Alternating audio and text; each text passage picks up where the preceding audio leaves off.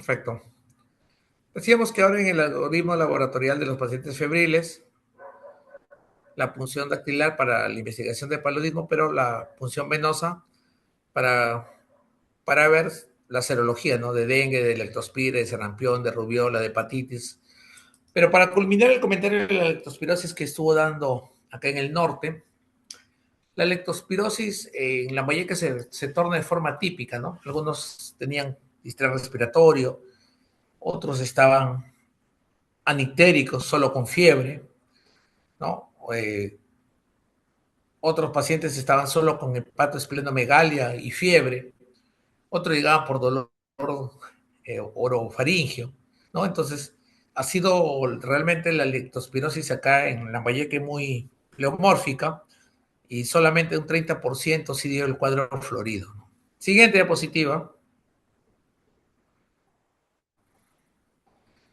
Nosotros cuando hablamos acá de las familias, ¿no? De los adenovirus, podemos hablar de la encefalitis de Kraus, de Hantavirus, del Oropucha, el Flaviviridae, ¿no? Solo para mencionar dengue, fiebre amarilla, el Zika, ¿no? Y el Toboviridae, chikungunya, ¿no?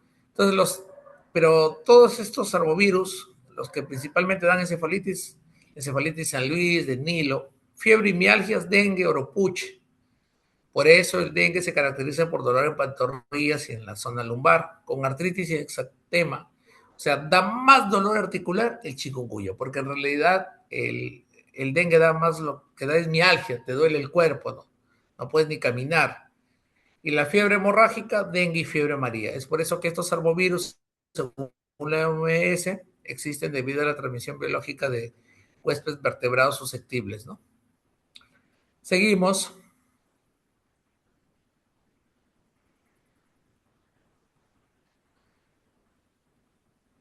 Bueno, la distribución de los dengues, ¿no? Han ido variando, ¿no? En una de las zonas más golpeadas por esto es Iquitos, que tiene roedores, puede dar hantavirus, herpevirus.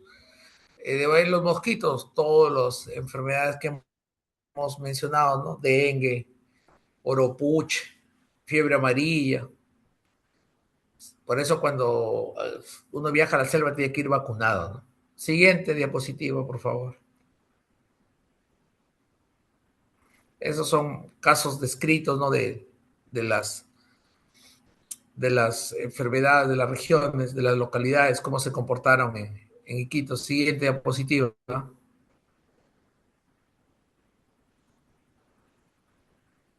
Las áreas de brotes de arbovirus, como vemos, es casi en todo el Perú, ¿no? Tenemos Tumbes, tenemos Piura, tenemos Lambayeque, La Libertad, Ancash, Lima, Ica, Apurímac, o sea, la distribución es en todo el Perú. O sea, en todo el Perú los arbovirus existen. Entonces tenemos que estar preparados. Pero hablábamos en la ponencia anterior de que cómo reconocer generalmente las fiebres en los virales versus bacterianas. Para mí los virales hacen siempre fiebres más altas, es una forma de reconocerlo. Dan mayor malestar.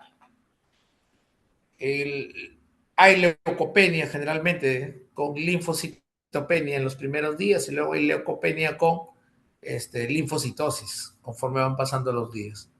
Y luego ya va recuperando la línea de los glóbulos blancos. Es una forma práctica de poder reconocerlos, ¿no? Siguiente diapositiva. Localidades que se han reportado de encefalitis equina venezolana. Ojo, hubo en Piura y también, obviamente, en todo Iquitos, en todo Loreto, en La Libertad también, pero probablemente sean casos exportados. Siguiente diapositiva. Esta es la tendencia del mapa en los años que comenzaron a sacudir estas enfermedades, ¿no? Incluso hay serología positiva para encefalitis equina venezolana en la ciudad de Iquitos, ¿no? Probablemente por todos los factores que hay en la selva, ¿no? Minería ilegal, negocios ilícitos como el transporte de cocaína y todo lo demás, marihuana. Hay bastante confluencia de extranjeros, ¿no? Que van y vienen y eso es lo que genera las enfermedades. Es algo real que existe en el país, ¿no? Y que genera también mayor posibilidad de desarrollar estas enfermedades. Siguiente diapositiva. ¿No? Más de del PLOS, ¿no? Donde habla también de cada tipo de las clínicas, ¿no? Estos son datos estadísticos. Siguiente diapositiva. Entonces, veamos aquí la curva importante de por qué, un análisis por qué en el 2020 y 2021 hubo más dengue a diferencia del resto de años. Es por lo que yo les venía diciendo, si hay 4 serotipos, el serotipo se dice que cada serotipo te da una inmunidad de 10 años y si te da el segundo serotipo, supuestamente debería atenuar un poco la enfermedad. Hemos visto que no ha habido un repunte hasta el año 21, 22. Hoy, ¿cómo estaremos en esta semana epidemiológica en este año 2026? Yo creo que también hay un repunte. ¿Y esto qué nos lleva? Nos lleva a pensar que lo que estamos empeorando no es la salud, ni que hay más mosquitos. Se adopta de dos maneras. El cambio climático, o sea, el que haya mayor calor, hace que la larva del mosquito, si antes se desarrollaba en 7 días, ahora se desarrolla en 4, o sea, prácticamente lo acorta a la mitad su transformación. Por lo tanto, si antes a la semana tenías 10 mosquitos, ahora a los 4 días tienes 10 mosquitos, y así sustantivamente, o sea, va a ir en progresión geométrica. Dos, hay que acumularle las malas decisiones en políticas en el agua, porque todo Lambayeque carece de agua, ¿no? No hay agua en Lambayeque, hay sectores, Pueblo Nuevo, por ejemplo, me contaba la vez pasada una autoridad que solo tienen agua de 11 de la mañana a 12 y media y en la tarde de 5 a 8 de la noche. Entonces el agua que contienen tienen que almacenarla. Si en una provincia como, o en un distrito como Pueblo Nuevo, muy cercano a la provincia de Ferreñafe o al distrito Ferreñafe en sí, carece de agua, imagínense Morrope, Olmos, en Olmos no hay ni agua, creo, y en Morrope es la misma realidad, ¿no? Entonces, creo que la solución no está por comprar baldes ni filtros, ¿no? Ni crear pozos tubulares, sino por una solución real, ¿no? Ojalá nos ofrezcan esta vez agua, porque el agua es lo que, la escasez de agua o el no almacenamiento de agua está haciendo que prolifere ello. Asimismo, pues, si tú dejas algo sucio, aparecen los roedores y más leptospiras. Ojo, la leptospira no solo lo transmite la rata, puede cualquier mamífero. Puede ser el orín del perro, de la vaca, del cerdo, ¿no? Siguiente diapositiva. Entonces, esa es la tendencia acá. Los casos de dengue y las tasas de fallecidos, ¿no?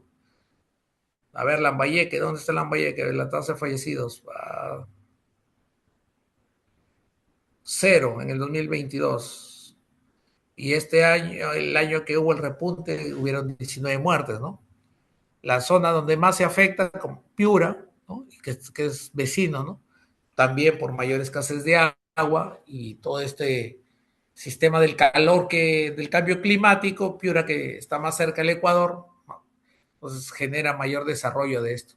Recordar que las lluvias no son los que traen el zancudo o la reproducción del zancudo, la Aedes se reproduce o le gusta el agua limpia. Siguiente diapositiva, por favor. Entonces, para la definición de un caso de dengue, dengue sin signos de alarma, ¿no? El dolor retroocular, las mialgias, la cefalea, las artralgias, dolor lumbar, náuseas y vómitos, y el rash es evanescente. Y el dengue con signos de alarma generalmente es dolor abdominal, ¿no? Dolor torácico, derrame pleural, puede haber una caída brusca, ¿no? Sangrado. Y dengue con signos de alarma ya pues son un paciente que está en shock, un paciente que está en anuria, un paciente con un comportamiento anómalo, ¿no? Siguiente diapositiva, por favor.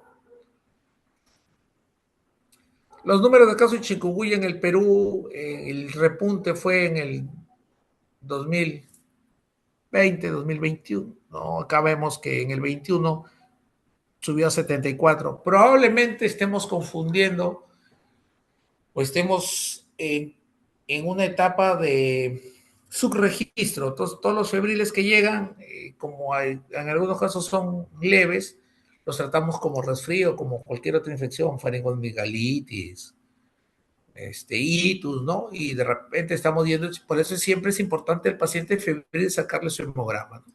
Que el hemograma nos va a tener la tendencia, si es viral o es bacteriana, para poder notificar. Y esto influye mucho en las decisiones que podamos tomar en la gerencia de nuestros centros de salud y en nuestros hospitales para el presupuesto y también, obviamente, al cumplimiento de las metas, ¿no? Que para las personas que son nombradas les corresponde un bono. Siguiente diapositiva. Entonces, ¿dónde hubo más chikungunya? Si se dan cuenta, el número de casos, Piura, ¿no? O sea, Piura sí tiene, la pregunta sería, ¿por qué Piura tiene más casos que Tumbes y que Lambayeque en realidad? Probablemente porque acá están procesando más, o sea, están haciendo serología no solo de dengue, sino también para chikungunya. Siguiente diapositiva. Regresar, disculpa, hay que ver algo acá. Una retroceda, por favor. El chikungunya se transmite en Piura, Tumbes, pero no en la Amazonía. ¿Ah? Esto realmente para los que les gusta la epidemiología tendrían que buscar el porqué, ¿no? Yo creo que es por el calor, hace que desarrollen más y porque sí están ellos procesando sus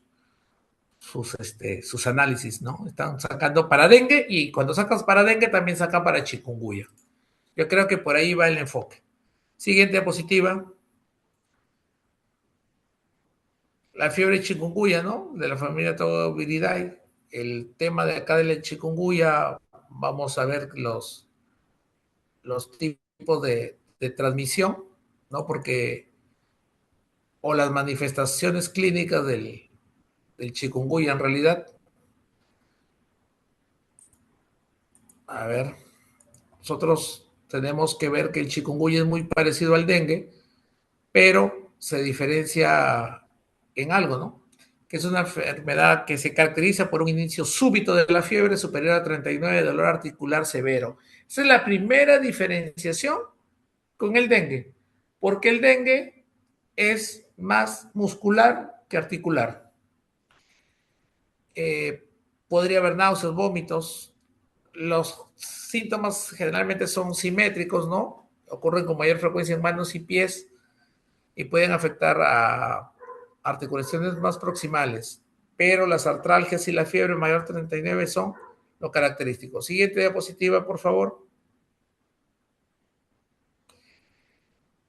El chikungunya, tenemos que sospechar en toda persona de un inicio brusco la fiebre, la artralgia severa, poliartralgia, con un tiempo de menos de 7 días, ¿no? Y también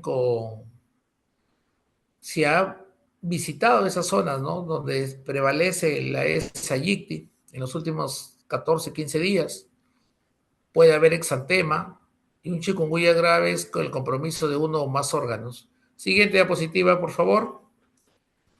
Dentro de estas fases clínicas de chikungunya, al igual que el dengue que hablábamos, que la fase aguda dura 5 días, acá puede durar 5 días o puede ir hasta 10 días. También se caracteriza por un edema facial en extremidades, por anorexia, leucopenia, trombocitopenia, ¿no?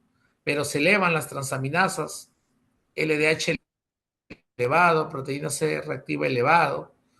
La fase subaguda después de 2 semanas o de 3 semanas, esta fase se caracteriza por la persistencia de estos dolores, pero se manifiestan artralgias inflamatorias, ¿no? Una artritis marcada. También puede haber muchas alteraciones neuropsicológicas. Y una fase crónica se caracteriza por la persistencia de todos estos síntomas durante 3 meses, donde persisten las artropatías. Y es por eso que cuando ya lo ven un internista, un infectólogo, un reumatólogo, porque el paciente va por el dolor articular, le llaman las famosas artritis reactivas, ¿no? ¿Cuáles son las manifestaciones atípicas de esta infección, pues chikungunya es la meningoencefalitis, las convulsiones, puede haber el síndrome de Guillain-Barré. Recuerda que Guillain-Barré es una manifestación de varias enfermedades. Puede haber neuritis óptica, puede haber retinitis, uveitis. Dentro de la parte cardiovascular, miocarditis, pericarditis, arritmias, ¿no? En el COVID, por ejemplo, daba pancreatitis, dermatológico, hiperpigmentación fotosensible, renal, nefritis, ¿no? Acá también puede haber hepatitis, síndrome de secreción inadecuada de la hormona antidiurética. Siguiente diapositiva, por favor. Entonces, el tema del chikungunya es que se han notificado 7 casos de Zika en el país, ¿no? En el 22, pero no se han reportado muertes. En el 21, en el mismo periodo, se notificó un solo caso, ¿no? Y tampoco se notificó afortunadamente, el fallecimiento de alguien, ¿no? Siguiente diapositiva, por favor. Cuando vamos a hablar de Zika, ahora vamos a hablar de Zika, vemos que Piura otra vez vuelve a presentar en la tendencia eh, que, que aísla Zika, ¿no? Después de Loreto. Siguiente diapositiva. ¿Y qué es la fiebre Zika? Es una enfermedad que fue identificada en 1947 en Uganda. Las formas de transmisión que se reconoce son también por el Aedes aegypti. Vías de transmisión, aquí sí cambia: sexual, perinatal, congénita, transfusión de vías sanguíneas, ¿no? Por trasplante, con un periodo de incubación de 4 días. También puede haber un periodo de incubación del mosquito de 2 semanas. Y las complicaciones son neurológicas, básicamente, y un Guillain-Barré, ¿no? De repente, los Guillain-Barré que hubo, a ninguno se le hizo y me incluyo, ninguno le pidió un examen para Zika, ¿no? Siguiente diapositiva. ¿Cuál es la definición exacta de Zika? Toda persona con rash, con exantema, con erupción. ¿Pero qué es la diferencia de los otros dos? ¿No? Porque los otros dos tienen mialgia, tienen artralgia, es el edema. En esta enfermedad metaxénica, lo que sí hay es un edema periarticular, y eso es un diagnóstico diferencial. Entonces, si en el dengue es más muscular, en el chikungunya es más artralgia, en el Zika también hay artralgia, pero hay edema, ¿no? Siguiente diapositiva, por favor. ¿Cuál es la manifestación más frecuente del Zika? Es el exantema, o sea, es más rojo. Ese es otro diagnóstico que no. ¿Y dónde lo podemos ver? Generalmente en el tronco, lo podemos ver incluso en las escleras, ¿no? Y si hay más exantema, disculpen, hay más prurito. Ese también sería parte del diagnóstico diferencial. Siguiente diapositiva, por favor.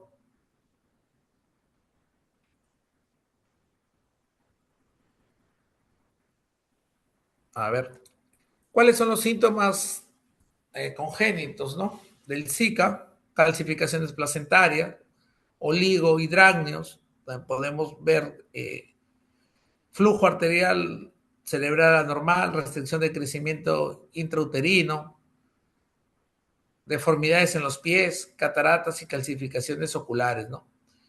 El Zika congénito sí es muy penoso, ¿no? Entonces hay que tener las consideraciones para la atención de estas mujeres gestantes, ¿no? A los que trabajen en zonas endémicas del Zika. Siguiente diapositiva, por favor.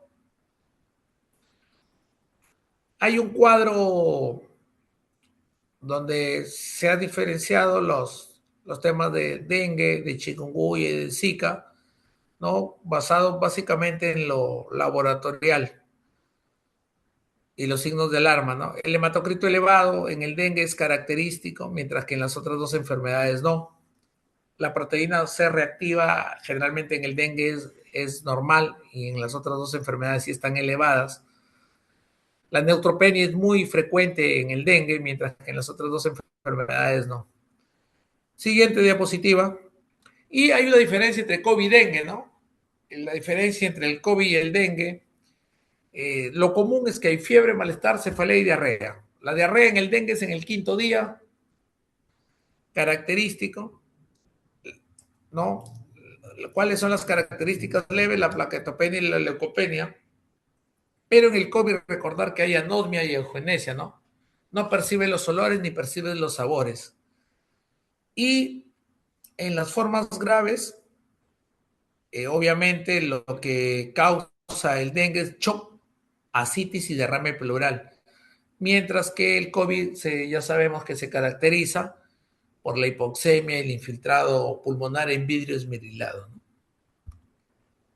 Siguiente diapositiva, ya para ir terminando y las preguntas de los síndromes febriles, tenemos el fiebre de Oropuche, ¿no? El vector es el culicoides, ¿no? El transmisor de esto generalmente se da en zonas de Trinidad y Tobago, en Venezuela. Y en el Perú, en el 2010, el primer caso en San Martín, luego en Cajamarca, Madre de Dios, y ha llegado hasta Cusco. Lo característico son las artralgias, las mialgias y los vómitos. Tienen las mismas manifestaciones que el dengue y el Zika, ¿no? Fiebre, dolor de cabeza, escalofríos, pero se les asocia náuseas y vómitos, ¿no? Dolor torácico, podría haber tos, desmayos también. Siguiente diapositiva, por favor. Solo para mencionar, el virus de Mayaro no es frecuente acá en nuestra región, pero sí hay casos importados, ¿no? Dentro de esto, que son, por ejemplo, en la zona de Loreto. Y este virus de Mayaro, los síntomas son fiebre, cefalea, mialgia, dolor retroocular, escalofríos. Hay erupción cutánea principalmente en el pecho y en las piernas, ¿no? Hay dolor abdominal, leucopenia, puede haber congestión nasal, tos, puede haber diarrea, puede haber poliuria, es algo atípico en estas enfermedades, pero puede haber. Y todos los síntomas duran entre 2 a 5 días, con excepción de la artralgia, que sí puede durar más tiempo. Entonces, la artralgia, que puede durar hasta 2 meses, capacidad para generar una incapacidad, afecta principalmente a las articulaciones y tendones de las muñecas, codos, dedos, rodillas y tobillos. ¿Qué quiere decir? Que ataca a las pequeñas articulaciones. Siguiente diapositiva, por favor. ¿No? Donde otra más, donde podemos ver que la sintomatología, el rash maculopapular, es característico del Zika principalmente, como la conjuntivitis.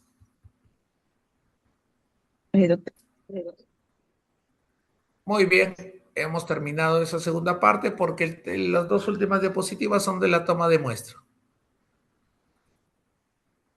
¿Preguntas?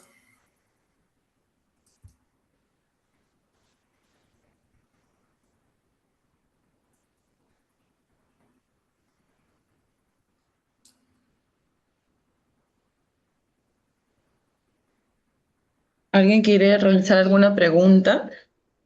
Hubo una pregunta en el chat. Hay que verificarla, doctor. A ver.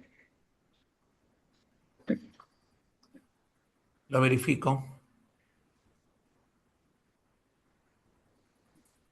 A ver, vamos a ver aquí. Chat. Ya no hay. Nuevos mensajes.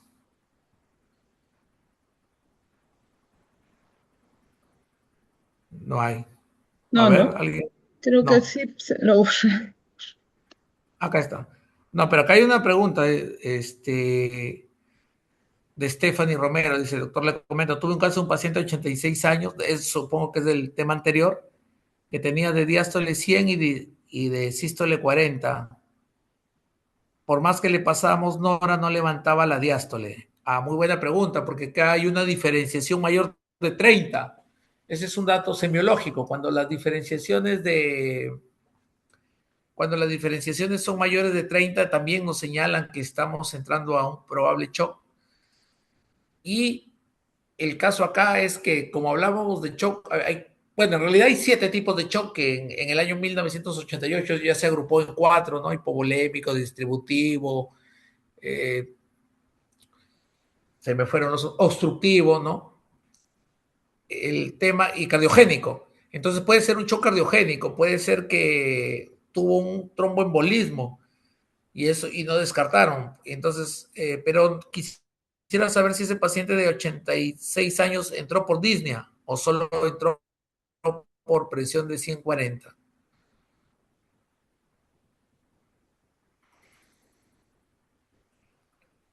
Stephanie,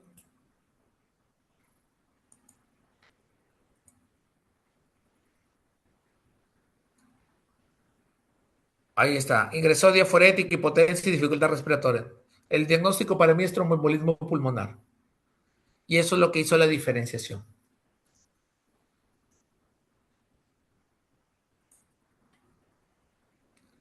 ¿Alguna otra pregunta? Gracias, Stephanie, sobre el segundo tema.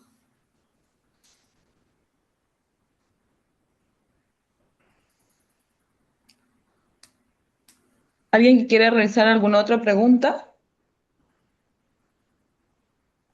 para ir compartiendo el tercer tema?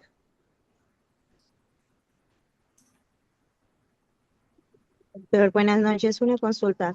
Si un paciente, por ejemplo, es diagnosticado con dengue grave severo, y el paciente, por ejemplo, hace shock a la misma vez, como usted mencionaba, que puede tener una enfermedad A o una enfermedad B, ambos o solamente uno.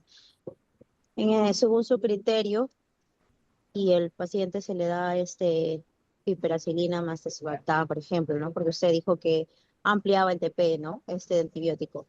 ¿Cuál sería, por ejemplo, ahí el antibiótico alternativo? Si es que hay dengue, teniendo en cuenta que hay plaquetopenia y teniendo en cuenta que hay un shock séptico.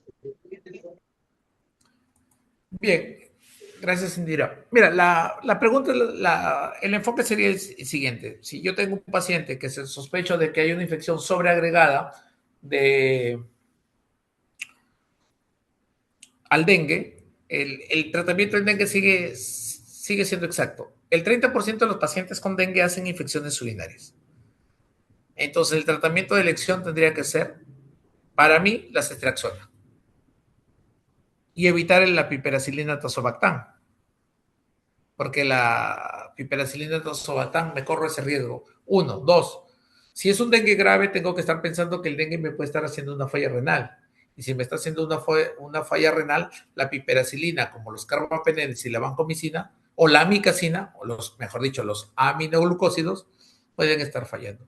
Yo me di cuenta de algo en la época del dengue, en el hospital temporal, que también tuve para mí un honor dirigir ese hospital temporal en la época más difícil de los últimos años en la salud,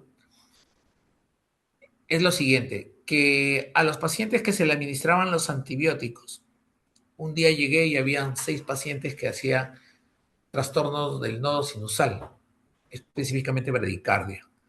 Luego el siguiente día hubieron 10 y llegó un número de 14 o de 12, si es que más no lo recuerdo. Lo vio el cardiólogo, todo.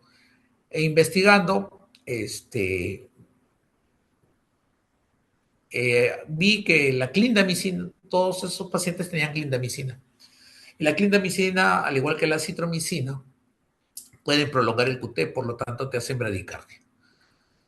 Entonces, si la pregunta es directa, ¿qué darías si tuvieras una infección bacteriana asociada al dengue? Para mí sería la cefalosporina. Eso también hay que tener muy en cuenta cuando tengamos pacientes con, por ejemplo, con una infección y miastenias gravis, ¿no? O sea, también tienes que darle, para que no actúen a través de la placa motora, ¿no? Generalmente las cefalosporinas son las que menos reacciones podrían tener. Siguiente pregunta.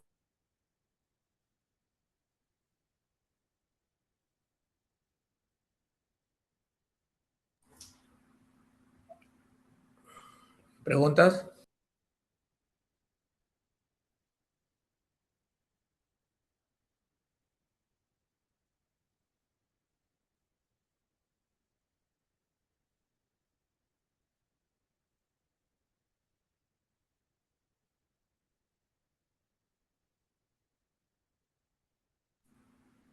Bueno, como no hay preguntas, vamos a hacer el tema de IMA. Entonces, el tema de IMA, vamos a ver como el infarto agudo de miocardio y vemos el signo de Levy, que en realidad debería ser las dos manos las que deben estar en el centro del pecho, pero también podría ser uno. Una persona de 60 años, de 50 aproximadamente, y de raza negra, que es frecuente que pueda haber este tipo de pacientes, ¿no? Entonces diríamos que el infarto agudo, si bien le puede dar a personas en esa edad de promedio y con esa tendencia de raza, le puede dar a cualquier otra persona de cualquier otra edad. La siguiente diapositiva, por favor. Entonces, ¿qué es el infarto? Es una cardiopatía isquémica. Término se utiliza para nombrar las diferentes manifestaciones clínicas que generalmente hace que no fluya la sangre, y este síntoma más común indica el diagnóstico de síndrome coronario agudo, que es el dolor de pecho generalmente irradiado al brazo izquierdo y en el ángulo de la mandíbula, y la opresión asociada a náuseas y vómitos. Sin embargo, los libros de semiología, uno de ellos, dice que un dolor en el segundo molar también te podría indicar un infarto. Entonces, tenemos que tener algo muy en claro aquí, que dentro de la cardiopatía isquémica el dolor clásico es un dolor central que irradia hacia el brazo izquierdo o que irradia hacia el cuello, ¿no? Pero puede haber manifestaciones atípicas. Entonces, los síndromes coronarios agudos se dividen en dos: en infarto y en anginas. El infarto puede ser con alteraciones en el electrocardiograma y serían infartos con ST elevado y no ST elevado, o sea, lo determinaríamos solo con las enzimas cardíacas. Segundo punto, las anginas pueden ser estables o inestables. Estables es que solamente se da con el ejercicio, e inestable que en el reposo también tengas la angina. Por lo tanto, la angina de pecho es un dolor o malestar generalmente torácico, debido a que se obstruyen las arterias coronarias de algunas de sus ramas, ¿no?, que llaman los nutrientes. La duración no suele sobrepasar los 5 a 10 minutos, pero el dolor puede ser más duradero en caso de angina inestable o de IMA.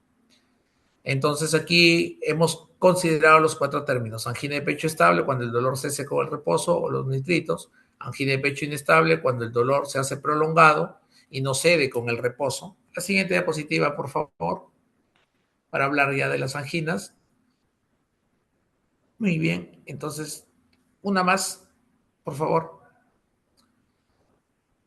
Entonces ahí vemos las definiciones, ¿no? La angina de inestables cuando el dolor se hace prolongado, no cede con el reposo y corre riesgo inmediato de llegar a un infarto. Generalmente se debe a una obstrucción en esta luz de las arterias en más del 70% y la ruptura de la placa de colesterol intracoronario. El infarto de agudo miocárdico es la patología isquémica más grave del tejido cardíaco, ¿no?, que puede implicar o que significa la muerte celular. Y el síndrome coronario agudo es un término que agrupa todas estas patologías, ¿no? Entonces, en el dibujo hemos puesto en la tercera figura, si contamos de izquierda a derecha, vemos que hay un dolor en epigastrio, y esto generalmente le da a las mujeres mayores de 60 años, a las personas con diabetes. Por eso una epigastralgia podría ser un infarto. ¿Casos que han pasado? Sí, 2, que yo tenga conocimiento. Llegó a un determinado hospital 2 pacientes con dolor abdominal, y Salado, el mismo colega de triaje, los trató como epigastralgia, y al final el paciente fue un infarto, ¿no? Y un caso más raro es el primero de la derecha o el cuarto de la izquierda, donde vemos que el dolor incluso es más abajo, ¿no?, a la altura infraumbilical o umbilical, o en el lado derecho, pero también hay dolor en el cuello. Siguiente diapositiva. Para que podamos entender esto, el porqué de ello, tenemos que hablar de la circulación coronaria brevemente, donde la aorta sale y se divide en arterias coronarias, principalmente la izquierda. Entonces se divide en una arteria coronaria izquierda, la cual a la vez se divide en la circunfleja, y la anterior descendente y la coronaria derecha propiamente en la arteria coronaria derecha. Esto hace que el flujo, estas son las arterias que nutren al corazón. Entonces tenemos tres grandes troncos. La coronaria izquierda con su circunfleja, la anterior descendente y la coronaria derecha que puede ir a la parte posterior.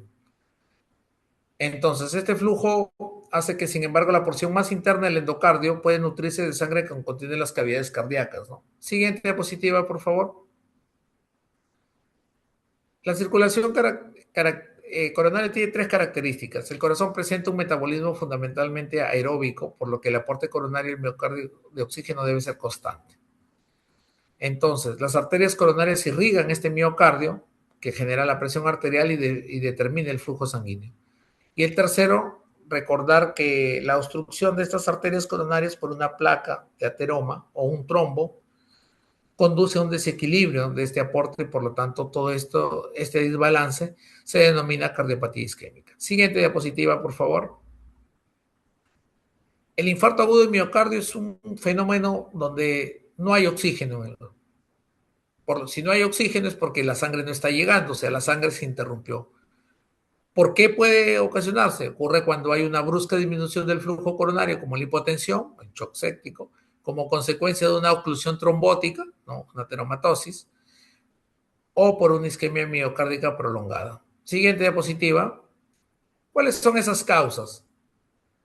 Émbolos de las arterias coronales, estrechamiento de arterias coronarias, trombosis coronarias, hemorragia masiva y espasmos de la arteria coronaria. Siguiente diapositiva. Entonces nosotros diríamos lo siguiente. La evolución o acumulación de la placa en la arteria coronaria, vemos una arteria normal, la de su mano izquierda, puede haber un desgarro de este revestimiento arterial y puede haber grasa y colesterol que se acumulan, entonces puede haber obstrucción. Y esta placa ateromatosa también puede desprenderse, ¿no? Siguiente diapositiva. Y diríamos, la ateroesclerosis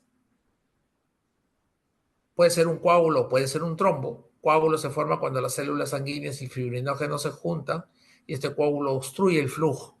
Esto es lo que se le llama un trombo, ¿no? El coágulo se forma cuando las células sanguíneas y el fibrinógeno se juntan, pero el coágulo se obstruye el flujo, ya se llama trombo.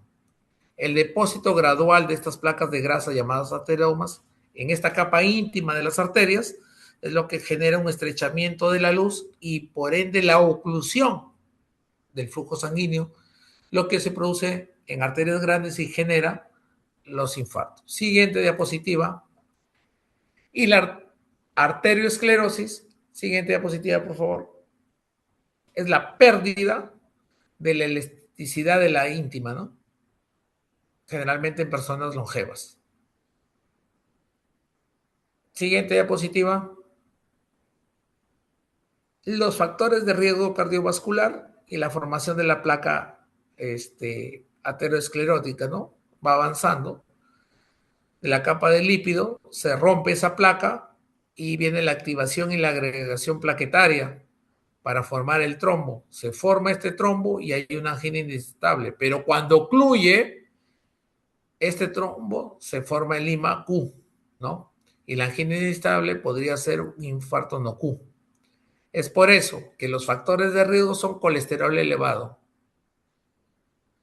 tabaquismo, estrés y depresión, diabetes, hipertensión, obesidad abdominal, no comer frutas y verduras, no hacer ejercicios físicos y 1 a 2 copas de alcohol por día reducen el riesgo de infarto, que es la medida exacta, dicen, ¿no? Por eso los antiguos tomaban vino. Entonces, cuando hablamos de isquemia, hablamos de necrosis, y la necrosis puede ser con disminución de la contractilidad cardíaca, que te lleva a una insuficiencia cardíaca, o puede ser con la disminución del volumen de eyección, por lo tanto puede haber hipotensión, o puede ser con alteraciones del ritmo cardíaco, lo que te genera las arritmias. Siguiente diapositiva. En resumen, ¿qué es lo que pasa cuando se da un infarto? Es lo siguiente. Disminuye esta circulación coronaria, el corazón que impulsa la sangre con mayor intensidad acelera la frecuencia cardíaca para tratar de compensar y cubrir estas necesidades. Esto hace que la circulación pulmonar también aumente porque va a llegar mayor volumen de carga a la circulación menor para llenar las aurículas. Como resultado hay disnea y fatiga, lo que disminuye el aporte. Entonces decimos que esta área con infarto altera las propiedades contráctiles del miocardio, lo que va a hacer que al alterar ello podríamos tener un corazón con una arritmia, ¿no? Y surgen focos irritables de miocardíaco. Siguiente diapositiva, por favor. Entonces, ¿eso se traduce clínicamente en qué? En dolor, sudoración excesiva, náuseas, vómitos, malestar general como la palidez, la angustia, el miedo de la muerte, debilidad muscular,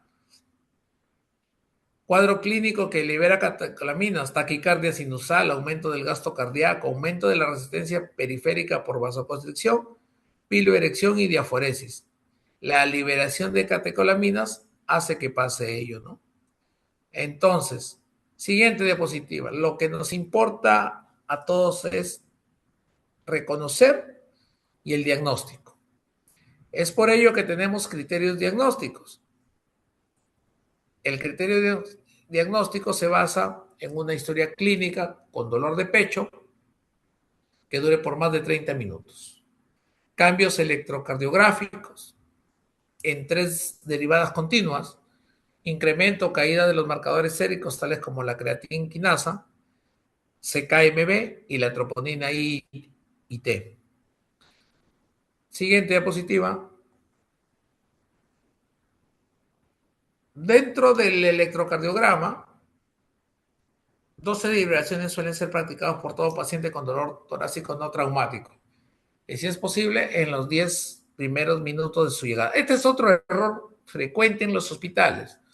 Todo paciente que llega con dolor de pecho, sea o no sea Zika, tiene que ser llevado en silla de ruedas hasta el tópico. Por eso salen los titulares. Paciente llegó al hospital caminando y fallece. Obviamente que es un infarto. Estuve yo de segunda vez de director y llegó un paciente de Olmos que llegó por la calle Luis González del hospital donde yo trabajo y el portero le abre la puerta y lo sienta en la banca del hospital para ir a llamar a la emergencia, ¿no? Que está en la parte posterior para que vengan a llevarlo porque estaba con dolor de pecho. Cuando regresó el paciente se había caído. Probablemente él ya venía con este dolor más de 30 minutos. Pacientes con muerte súbita, como se comprobó después, ¿no? Entonces, las muertes súbitas son así, ¿no? Estás caminando, estás manejando. Es por eso que todo paciente con angina no debe manejar. Eso es norma. Paciente con angina no maneja, pero lamentablemente estamos en el Perú y se suele dar brevetes a todo el mundo.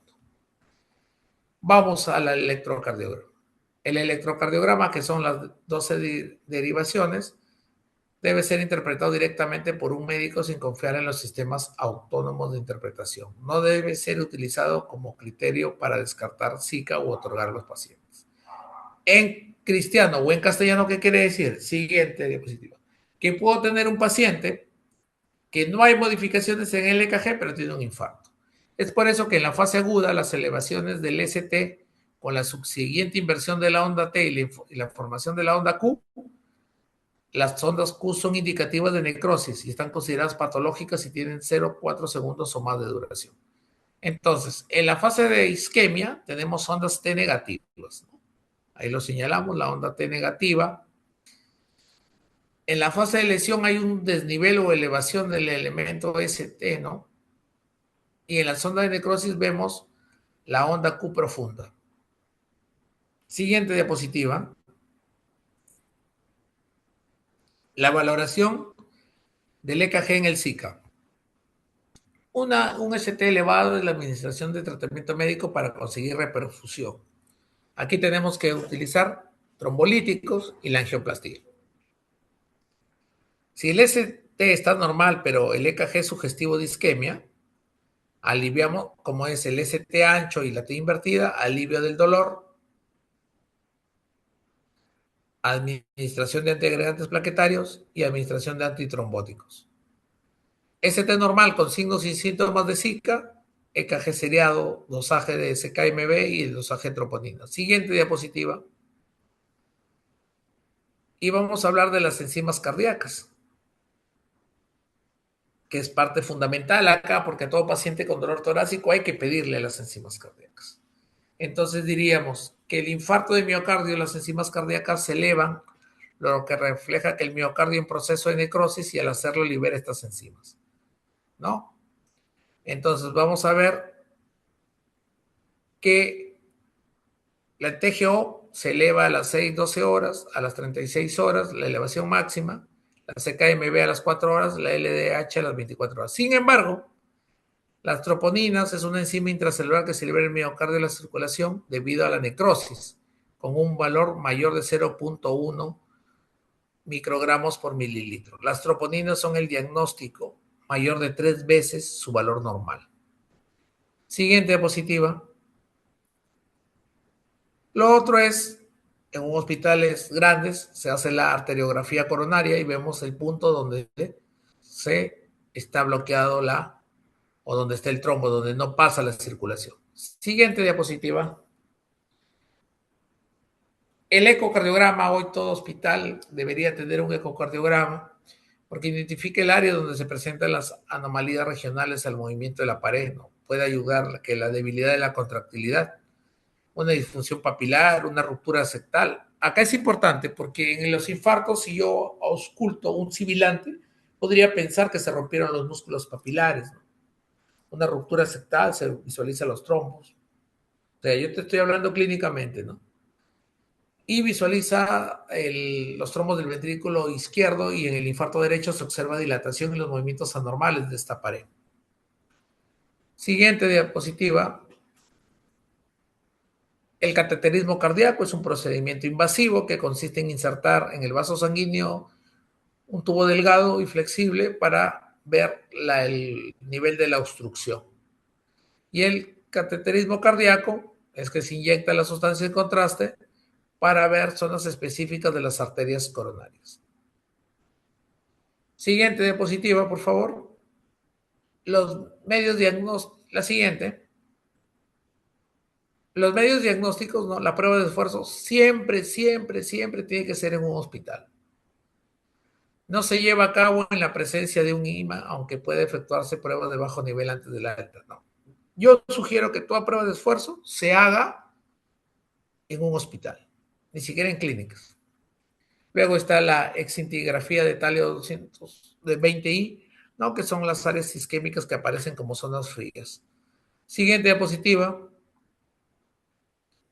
Los medios diagnósticos, ya tenemos al tecnesio 99, que es un material radioactivo, debe realizarse dentro de las 2 o 6 días posteriores al IMA y permite ver la función ventricular.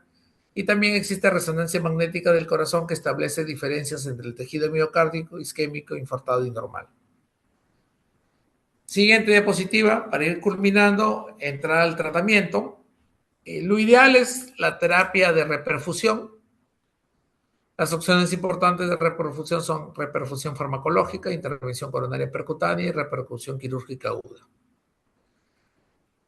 Sin embargo, las medidas generales que todos debemos saber son, siguiente diapositiva, es el reposo. Por eso les decía que todo paciente que llega con dolor torácico debe ser trasladado en silla. Monitorización permanente. Oxígeno. Acá sí, una saturación menor de 92 no es permitido en el infarto. Nitroglicerina y morfina para calmar el dolor. Todo paciente con dolor torácico se pone tramadol. Se da su isosorbide y controlamos presión. No damos AINES. Y los antiagregantes plaquetarios. Y nunca se deja un inhibidor de la bomba, ¿no? Porque el estudio Copérnico del 2008 indica que el omeprazol inhibe el clopidogrel. El tratamiento de un IMA en el hospital o en cualquier centro de salud, para mí, es el siguiente. Siguiente diapositiva. Si hay morfina, se da morfina, el oxígeno, nitroglicerina, el isosorbide, por ejemplo, antiagregantes plaquetarios, la aspirina, ¿no? Clopidogrel, beta, beta bloqueadores, atenolol, ¿no? Porque no baja tanto la presión arterial. Eso es lo importante. Trombolíticos, se puede dar angioplastía percutánea y cirugía, y eso es el segundo paso. Siguiente diapositiva, por favor. Dentro de la terapia de reperfusión, trombólisis, el procedimiento, esto es dentro de las 4 primeras 6 horas, ¿no? Se administra la estreptoquinasa, ¿no? 1.5 intravenoso en 100 cc y pasarle en 1 hora. Pero el activador tisular de plasmina, lo que más se utiliza es el ATPlasa. 15 miligramos endovenoso en bolos, seguido de una infusión de 0,75 por kilogramo en 30 minutos hasta un máximo de 50 por kilogramo. ¿Qué quiere decir? Que nosotros podemos poner 15, luego 50 y finalmente 35. Y se asocia a un bolo de 5.000 de parina en infusión de 100 unidades por hora. Siguiente diapositiva. La terapia trombolítica, ¿no? Esta terapia tenemos que ver en qué pacientes está contraindicado, porque toda acción tiene un riesgo. El riesgo es el sangrado activo, cirugía mayor reciente en menos de 6 semanas no le haces, función arterial en sitios no comprensibles, eventos cerebrovasculares recientes, tanto isquémicos como hemorrágicos, y HTA no controlada, porque puede sangrar. Siguiente diapositiva. Un tratamiento intervencionista en personas con angina e infarto agudo, la angioplastía o la colocación del stent, ¿no? Que se introduce un catéter hasta que llegue a esa arteria coronaria para mantener el diámetro de la arteria y pueda tener circulación. Esta angioplastía coronaria siguiente, se introduce el catéter en esa zona dilatada y se mantiene abierto o se coloca en su interior un pequeño dispositivo metálico denominado stent. Siguiente diapositiva. Ahí vemos cómo se inserta ese balón para tratar de disipar el balón se expande varias veces para ampliar el lumen de la arteria. Siguiente diapositiva. Y finalmente el tratamiento quirúrgico de revascularización miocárdica, ¿no? Esa revascularización miocárdica empleando las venas afenas de las piernas y la arteria mamaria para formar puente a las arterias obstruidas. Es un injerto de la safena para poder. Realmente son a pecho abierto, ¿no? También existe el balón de contrapulsación intratorácica, ¿no? Empleado para conseguir la estabilidad hemodinámica después del IMA. Siguiente diapositiva. La siguiente, por favor. La siguiente. Entonces, todo dolor torácico, valoración inicial, vía venosa, analítica inicial, su EKG, 12 derivaciones, su monitorización, su aspirina, su atorvastatina, su reposo, su oxígeno, su clopidogrel, 3 aspirinas, 4 atorvastatinas, 3 clopidogrel, ¿no? O 4 clopidogrel para que den 300. Elevación del ST, valorar la estrategia, beta bloqueadores, nitroglicerina y el ingreso a una unidad de cuidados intensivos. Y los cuidados de enfermería durante la trombólisis es valorar la presencia de signos de sangrado cutáneo, proporcionar el reposo absoluto durante las primeras 24 horas posterior a la intervención, incrementar de forma gradual la actividad física a las 48 horas siguientes, valorar la reaparición de signos y síntomas como dolor, cambios en el EKG, hipotensión, tomar el EKG completo cada 8 horas, en realidad es cada 6 horas. Llega 3 horas, 6 horas, 12 horas, 24 horas, ¿no? Y anticoagulación intravenosa durante las 72 horas. Muchas gracias. ¿Preguntas?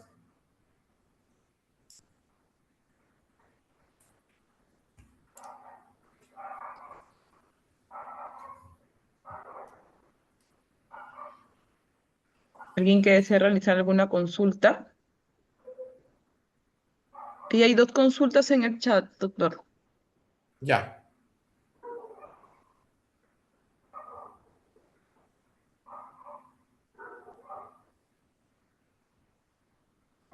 ahorita la veo.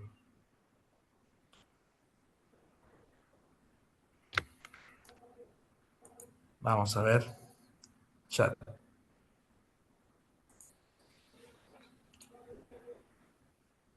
Heparina en la primera instancia se puede usar. Lo que más hay es enoxaparina. Sí se puede iniciar cuando tenemos el diagnóstico preciso. Pero la heparina es más segura que la enoxaparina por la sencilla razón de que le podemos dar a pacientes que tienen falla renal. O sea, a todo paciente que tiene falla renal no le damos enoxaparina, sino le damos heparina. ¿Cuál es la otra pregunta?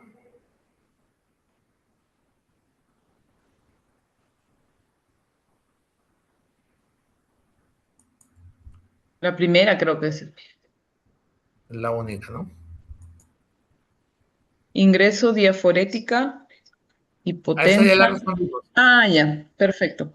¿Alguna otra pregunta? Si quieren realizar mientras vamos agradeciendo la participación del doctor Plinio, muchas gracias, muy amable doctor, por tomarse el tiempo para poder exponer este tema tan importante. Sabemos que los tiempos, ustedes como profesionales de la salud, están bastante reducidos, pero es bastante loable saber que también tienen un interés por capacitar al personal que se dedica también, como dijo ayer el licenciado, a salvar vidas y es muy importante dar un servicio de una atención de calidad, ¿no? Teniendo los conocimientos y las competencias, desarrollando las habilidades que, bien, si bien es cierto, el tiempo no les permite a algunas personas, pero sí siempre es bastante loable saber que tienen interés por seguir capacitándose y por seguir nuevamente retomando esas actividades académicas que es muy importante para todos, ¿no? Nosotros como pacientes y ustedes también como pacientes y personal de salud.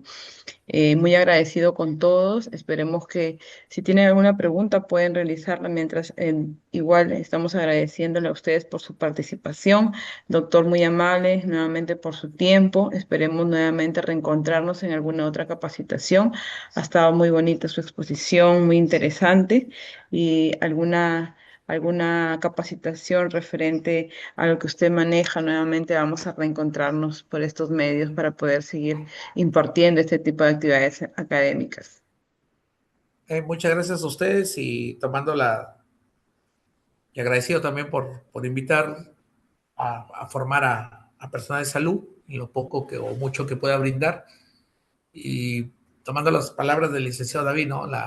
En el último año nosotros en el hospital donde trabajamos hemos logrado disminuir la tasa de mortalidad y creo que a eso debemos aspirar, ¿no? Todos los personales a la preparación continua y a prepararse. Ahora, obviamente hay muchos factores que no te van a permitir, ¿no? Empezando por la persona, la familia, otros trabajos, etc., etc. Pero siempre hay que tener en nuestro horario, aunque sea 3 horas semanales para un curso de capacitación o para una lectura, ¿no? Creo que eso te va a diferenciar del resto y lo digo sin temor, y se lo he dicho a mis alumnos, ¿no? Hoy cualquier persona puede ser profesional y en ese mundo donde hay tanta cantidad de profesionales, hay algo que te va a tener que diferenciar del resto. Son pocos y creo que estos cursos como la actualización permanente ayudan, ¿no? Muchas Sí. gracias y mayor de los éxitos. De igual manera, doctor.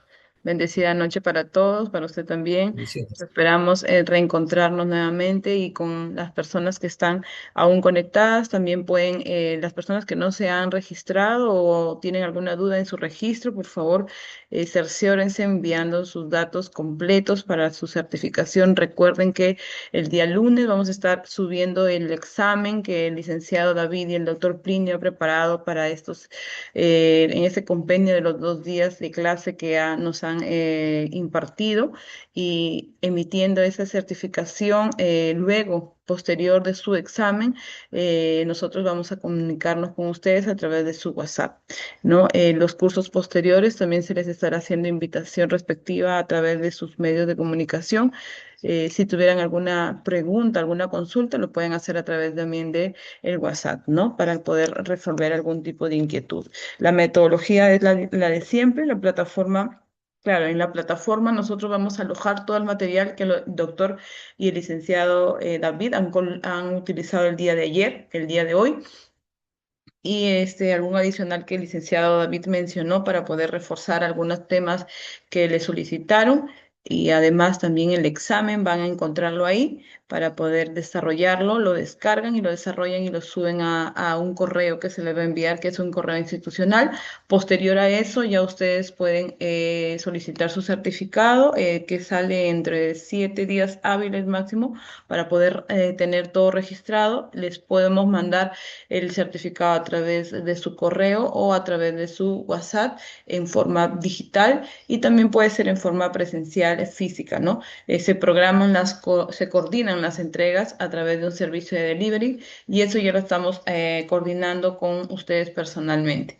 Pero inicialmente la metodología es así, son los 2 días de ponencia, el material se sube al aula, ustedes descargan el material, descargan su examen también, que el día lunes va a estar todo colgado a partir de las 6 de la tarde y ya tienen 2 días hábiles para poder desarrollar el examen y enviarlo al correo que se les indica. Esa es la forma y la metodología con la que nosotros trabajamos. El examen sí es de bastante importancia porque ahí es un requisito que nosotros como parte de una empresa de capacitación solicitamos para poder emitir su certificado, ¿no? No solamente es también los que no han podido escuchar la ponencia online, que se les entiende el motivo por la cual a veces uno no puede entrar, pero están el material, tanto la grabación como los PTT, para los PowerPoint y los PDF, para que ustedes puedan leer el material y esto, ¿cómo se llama? Escuchar también la ponencia nuevamente si tuvieran alguna duda.